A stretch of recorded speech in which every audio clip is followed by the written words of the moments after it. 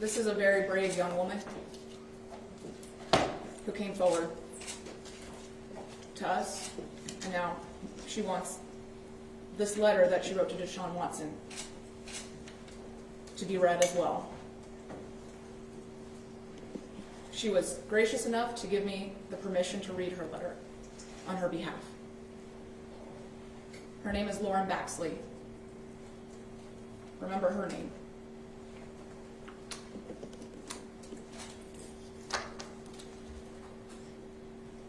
When you reached out to me through Instagram, I was excited to work with you.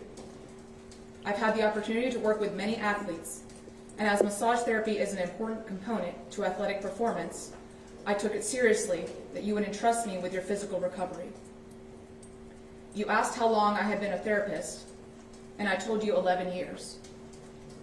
I watched a few YouTube clips of quarterbacks during games, carefully making mental notes of the pivoting, sprinting, and even sacking that occurs in order to best prepare myself for your unique needs.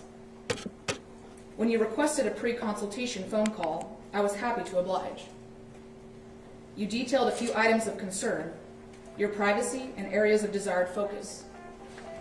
You made sure to use the words, quote-unquote, professional, make sure to use the words, quote-unquote, professional and quote-unquote, non-sexual, though I wondered a bit when you mentioned that it was, quote-unquote, difficult for you to find a therapist who was, quote-unquote, comfortable working with you. Certainly, if all you wanted was professional work, maybe other therapists were simply starstruck by your local celebrity. I could not know at that point.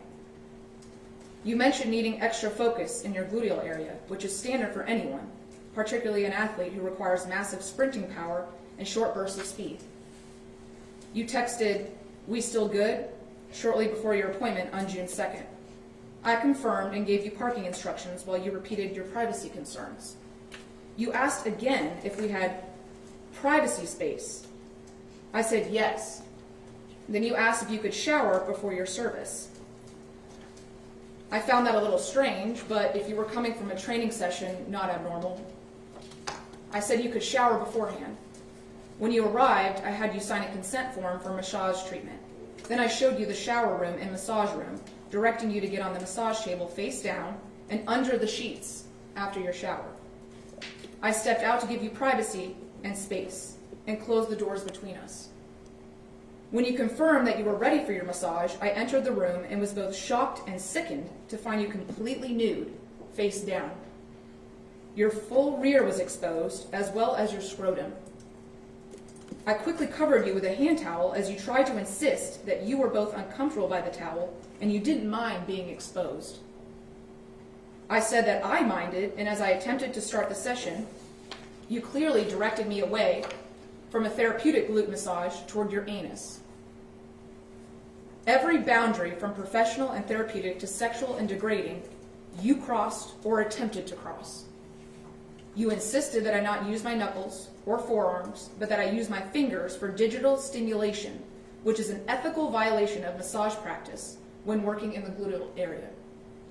I compromised by attempting to use the lateral border of my hand. I did not want to touch you, but my terror kept me in autopilot, and I continued to the best of my ability to give you therapeutic treatment. But at this point, it was clear that's not what you were seeking. When you turned over, you again exposed yourself, this time your penis. When I covered your groin area, you complained again that the very soft towel I had provided was itchy and rough. At that point, I carefully covered your groin with a softer headrest cover, pulling the towel out from under that so as not to expose you. You were aroused and removed the cover when I was working on your upper quad area, at which time you moved in such a way that your penis touched my hand. You then told me to just grab it, if it was in my way. This happened multiple times, and I felt as if the session time was spent trying not to be sick, not have an outburst, and keep you covered. In those minutes, I considered my past, present, and potential clients who were connected to you through the Texans franchise in your social life.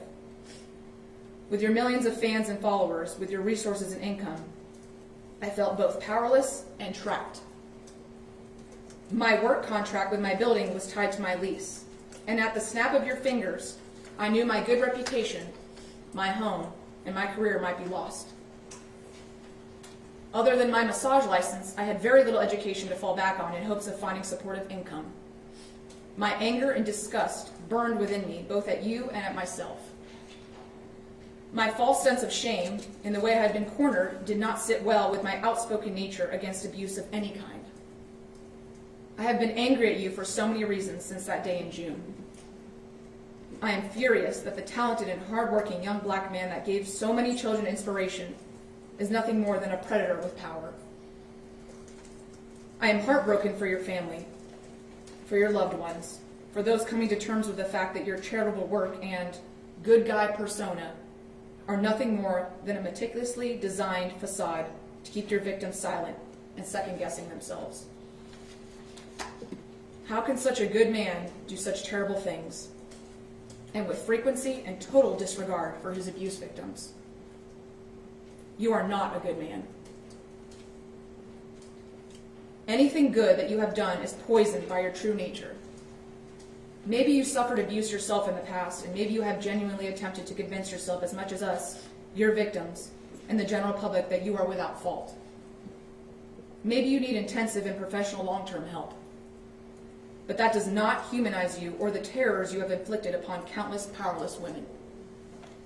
I have written this upon the recommendation of my trauma therapist to forgive myself for not speaking up sooner, to forgive myself for not being braver. But I have also written this so that you can know, without excuse or justification, that you have deeply and irreversibly brought terror to me and others. There is trauma associated with unwanted sexual contact and assault in a place that's meant to bring peace and therapy. But there are even deeper terrors that you have brought in my life. The terror that my partner might not believe me. The fear of abandonment and loss of my job. I have had fears of being attacked in my own home or business after reading comments from your fans and supporters. I have felt nausea and heartbreak over seeing accusations that my pursuit of justice is an attempt at receiving fame or money. Be assured, I have worked with far more wealthy clients and with clients who have far more global celebrity. None of them have perpetrated sexual misconduct towards me, only you. I initially came forward to offer solidarity to other women, but I have since realized that I am deserving of justice as well.